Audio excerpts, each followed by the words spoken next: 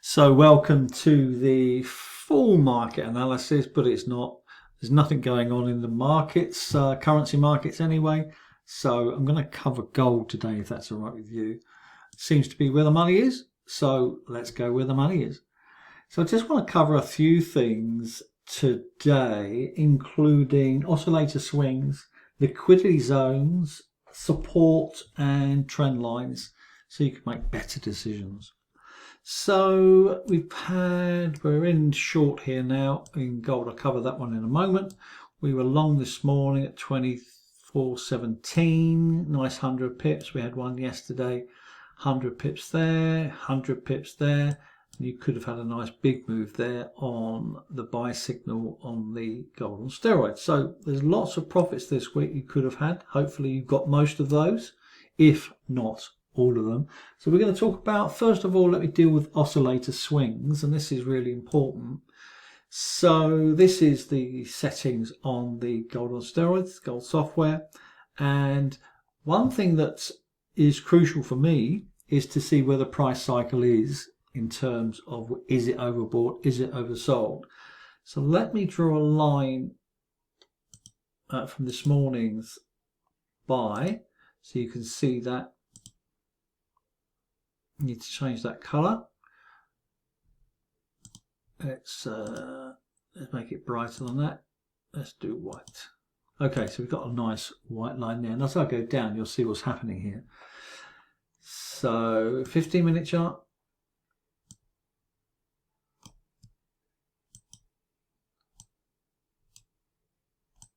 Oh, there is.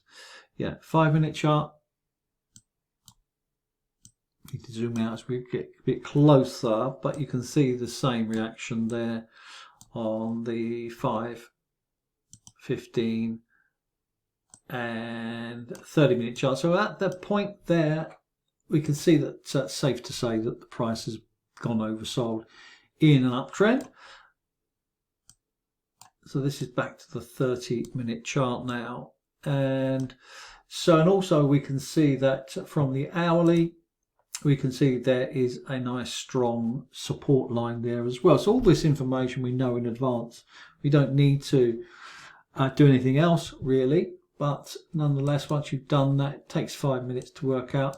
And as the price comes down into the support line, there is a liquidity zone as well, which helps. So this is what we call price of interest. So as the price comes down into this area, we know that in advance that at this point here, 24.17 or just above it is highly likely to be grabbed and have a liquidity grab. So that's what we're looking for. So those liquidity zones are not always obvious, but when you see that the price is coming into convergence, i.e. it's hitting a support line, it's hitting a support trend line, diagonal, and then a support line here as well. We can draw that in here. So there's a support line there. Draw it across, and it's an area rather than one line. It's an area, isn't it? So once we've got that information, we can say, right, okay, we're going to challenge the market, put in an order here, pending order 24.17. And we're going to go for 100 pips. So that hit nicely there. Oh, we've just hit our target on the last one. So I'll cover that one in a minute. Nice 100 pips made in about 5 minutes. So let me grab my 5-minute chart. So we've got 1, 2, we had a short which done well as well somewhere. And so 1, 2, 3, 4. So we've got about 450 pips in the last couple of days. So congratulations to members. And if you want the gold on steroids charts, then please let me know. The other thing to bear in mind, what we're looking for in addition is outside bars. They're not always obvious on a very quiet market, but as I dive into the market, you'll see what's going on. So the first thing to note in this order here, there's a couple of things I'm going to cover here. So the same situation happened here on this one. In this one, it's slightly different, this second one here, as I cover this. So once this one hit target here, 105 pips, then the price rebounded and came off resistance, came back down into actually as a fair value gap there. And we had a nice big fat fresh buy signal there. We got in at 24.12, something like that, and a nice 98 pips target there. You can always get a bit more, but don't be greedy. It's best to get the trades consistent. So the other thing to note, of course, is the high liquidity zones, which my colours are yellow and turquoise. So these are really important areas to watch out for when planning to open trades. And it's quite easy to plan actually once you've got used to it and you practiced it, but it's important to know in advance where they are. So this has been established for quite some time from previous highs, and it's highly significant in this area, 24.31, 24.30. So we had a order here, where was it, 24.32.5, and it came straight off it. So let's dive in a bit deeper now. We're going to go into a little bit deeper in the 5-minute chart so you can see what's happening here. So here's this morning's, let's get rid of that. The oscillators all agree, first of all, price is oversold on the 30-minute chart, on the 15-minute chart, on the 5-minute chart. We know the price is coming into high liquidity, indicated by this blue zone, green zone, price of interest as well.